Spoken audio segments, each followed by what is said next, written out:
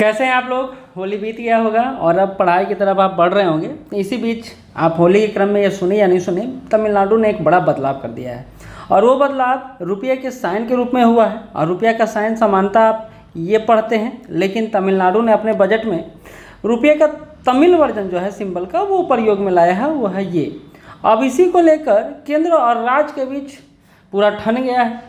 ऐसे में सवाल है कि क्या तमिलनाडु के पास ये पावर है कि रुपये के सिंबल में चेंज कर सकता है। क्यों किया गया, क्या है पीछे इसकी वजह। क्या बिहार सरकार ऐसा चाहे, क्योंकि बिहार पर्सपेक्टिव में हम लोग इसको देख रहे हैं, तो क्या बिहार सरकार इस सिंबल में चेंज कर सकती है, नहीं कर सकती है, उस पहलू को भी हम लोग समझने और जानने का प्रयास करेंगे। तो आप लोग अगर इस चैनल पे नए हैं, नहीं जुड़े हैं, तो जुड़ जाइए। हम लोग लगातार इस तरह के वीडियो लाते रहते हैं, खास करके बीपीएससी और बिहार के संबंधित जितने भी एग्जाम हैं उसको ध्यान में रखकर लगातार हम लोग इस चैनल पे काम कर रहे हैं। चलिए कुछ समझते हैं पहले, आखिर ये सिंबल बदला क्यों गया। तो उसी को लेकर एक छोटा सा हिंदुस्तान टाइम्स का ये जो पीपीटी है ये आप देख सकते हैं। रुपये का सिंबल ये है जिसका प्रयोग में लाया गया है, वह सिंबल है ये जो तमिलनाडु द्वारा लाया गया है। ऑफिशियली इसको अडॉप्ट किया गया है 2010 में। किन्होंने डिजाइन किया है उसके बारे में नीचे चर्चा करेंगे, क्या मतलब होता है। तो यह दो शब्दों से मिलकर बना हुआ है, मुख्यतः र और आर को मिलाकर ये रुपये का सिंबल तैयार किया गया उदय कुमार जी द्वारा। The symbol is now widely use in financial and digital transaction. मतलब अगर आप डिजिटली कुछ ट्रांसफ़र करना चाहते हैं या वित्तीय आप कुछ लेन देन कर रहे हैं तो उसमें आर का जो सिंबल यूज होता है वो ये है। तमिलनाडु सरकार ने अपने बजट में, फिर से बातों को समझिए, गौर कीजिए, बजट में जिस रुपये के सिंबल का प्रयोग किया वो है ये। यह मुख्यतः DMK government replace the rupee symbol with a Tamil letter, जिसको ट्रांसलेटेड एज ए रू के रूप में ट्रांसलेट किया जाता है for the logo of the state budget 2025-6, यानी 2025-26 के बजट में इसको प्रयोग में लाया गया है। एक मिनट, मैं थोड़ा सा कलर चेंज कर देता हूँ, ठीक है। Ru is the first letter of Tamil word of rubai which denotes Indian currency in the southern language, यानी दक्षिण भारत में रुपये के संदर्भ में यह रू यूज किया जाता है। अब इसको लेकर पूरे भारत में बवाल है कि क्यों ऐसा कर दिया गया। तो इसको समझने के पहले आप थोड़ा और समझें। हालांकि ये देख लें, हमारे वित्त मंत्री द्वारा एग्रेसिव रूप से इसको गलत बताया गया है और कहा गया है it signal a dangerous mindset that weakens Indian unity and promotes secessionist sentiment under the pretence of regional pride. तो इन्होंने बोला है कि यह पृथकतावादी नीतियों को प्रमोट करेगा और भारत की एकता और अखंडता है उसको प्रभावित कर सकता है। तो ये कंट्रोवर्सी चल रहा है, उस कंट्रोवर्सी के बीच में हम लोग इसको समझने का प्रयास करते हैं कि इस सिंबल को जिसने बनाया उनका नाम है डी उदय कुमार, आईआईटी गुवाहाटी में अभी प्रोफेसर हैं। और आपको जानकर हैरानी होगा कि ये तमिलनाडु से ही बिलोंग करते हैं और उसी पार्टी में इनके पिता एक्स एमएलए रह चुके हैं जिन्होंने जिस पार्टी ने यह सिंबल चेंज किया है। और ये आर डिजिटल, मतलब आर को डिजाइन करने के लिए इनको 2.5 लाख रुपए भी दिया गया है 2010 में। यह आर और आर का, रा और आर का मेल है जो राष्ट्र ध्वज को भी प्रदर्शित करता है, हमारा राष्ट्र ध्वज आप देखे होंगे, और इक्वलिटी यानी समानता को भी दिखाता है। हालांकि डी उदय कुमार जी ने बोला कि राज्य सरकार का मुद्दा है और यह राजनीतिक आयाम है जिस पर मैं बात करना नहीं चाहता हूँ। तो मुख्यतः यही बात है। तमिलनाडु जो है वो 3 लैंग्वेज फार्मूला से पहले ही बहुत बाइकआउट कर चुका है इसको। न्यू एजुकेशन पॉलिसी जो 2020 में आया उसमें 3 लैंग्वेज फार्मूला है। ये 3 लैंग्वेज फार्मूला क्या है इसको भी थोड़ा समझ लीजिए आप लोग, क्योंकि ये आपके लिए बहुत इंपॉर्टेंट है।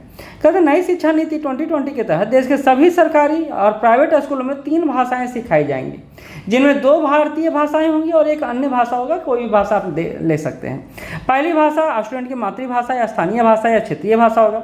दूसरा भाषा आमतौर पर हिंदी या राज्य का दूसरी भारतीय भाषा हो सकता है और तीसरी भाषा अंग्रेजी या अन्य कोई भारतीय भाषा या विदेशी भाषा हो सकता है।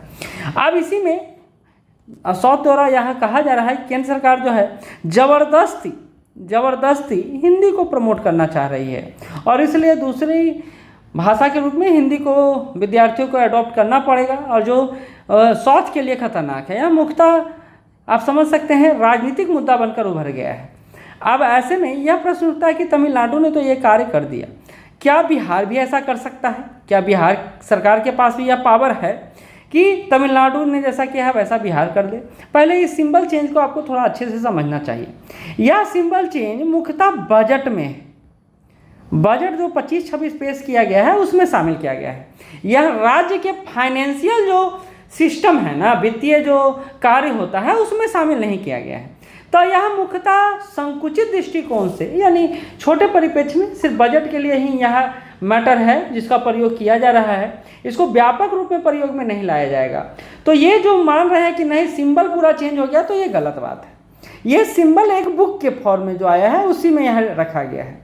और ऐसे भी भारत सरकार ने सिंबल यानी किसी भी तरह के चिन्ह को बदलने के लिए, खास करके जब वो चिन्ह राष्ट्रीय अनुरूप हो, तो उसके लिए भारत सरकार ने भारतीय राष्ट्रीय चिन्ह दुरुपयोग रोकथाम अधिनियम लाया है 2005 में। इसी को संशोधन किया गया 2007 में और कहा गया इसी एक्ट में 62F है, इसमें कहा गया कि सरकार राष्ट्रीय प्रतीकों के डिजाइन में बदलाव कर सकता है। अब इस सरकार का मतलब है केंद्र सरकार से, यानी केंद्र सरकार तो बदलाव कर सकता है, लेकिन राज्य सरकार क्या बदलाव कर सकता है या नहीं कर सकता है, ये एक बड़ा मुद्दा है। तो इसको लेकर आपको समझना होगा कि क्या रुपये का यह सिंबल राष्ट्रीय चिन्ह के रूप में भारत सरकार ने स्वीकार किया है या नहीं किया है। तो जैसा कि जानकार बताते हैं, कई सारे न्यूज़पेपर में अभी देखिएगा एक्सपर्ट कहते हैं कि राष्ट्रीय चिन्ह के रूप में अभी इसको स्वीकार नहीं किया गया है। किसको? आर के इस सिंबल को। और जब राष्ट्रीय चिन्ह के रूप में स्वीकार नहीं किया गया है तो इसका तो प्रयोग कोई भी कर सकता है, क्योंकि राष्ट्रीय चिन्हों को लेकर केंद्र सरकार के पास एक स्पेशल प्रोविजन है, पावर है। कहता भारतीय राष्ट्रीय चिन्ह एक्ट 2005 में ऐसी कोई प्रावधान नहीं है जो सरकार को ऐसे बदलाव करने से रोकता हो। तो सरकार बदलाव कर सकती है और राज्य सरकार भी बदलाव कर सकती है। और चूंकि राष्ट्रीय चिन्ह नहीं है तो राज्य स्तर पर भी यह बदलाव हो सकता है। तो बिहार सरकार भी चाहे तो अपने स्तर पर यानी बजट के स्तर पर यानी किसी किताब के स्तर पर इस तरह के सिंबल को चेंज कर सकती है बिहार के मगही में, भोजपुरी में। हालांकि आपको पता है बिहार तो एक हिंदी स्टेट राज्य ही है, तो यहाँ तो प्रॉब्लम है नहीं, लेकिन राज्य सरकार चाहे तो ऐसा कर सकती है, तो बिहार भी ऐसा कर सकती है। तो ये बात इसलिए भी चर्चा में आ गया क्योंकि अभी सेंटर वर्सेज जो साउथ का सिचुएशन है वो बना हुआ है। अभी आप देख रहे होंगे कई बार बोला जा रहा है साउथ के मुख्यमंत्री की तरफ से ही कि ज़्यादा से ज़्यादा बच्चा पैदा करने चाहिए, यानी साउथ में जो पॉपुलेशन डेंसिटी जो है वो कम है, उसको बढ़ाने की बात की जा रही है। ये कहीं ना कहीं साउथ वर्सेज नॉर्थ और कहीं ना कहीं पॉलिटिकल खींचतान में जो सामान्य नागरिक हैं उनका हित प्रभावित हो रहा है। होना तो ये चाहिए कि सामूहिक रूप से सबको, और केंद्र सरकार को भी चाहिए कि सारे राज्यों को एक साथ लेकर कुछ ऐसा विधान बना जिससे किसी तरह की समस्या का सामना ना करना पड़े। बाकी आपको ये वीडियो कैसा लगा ज़रूर बताइएगा। धन्यवाद।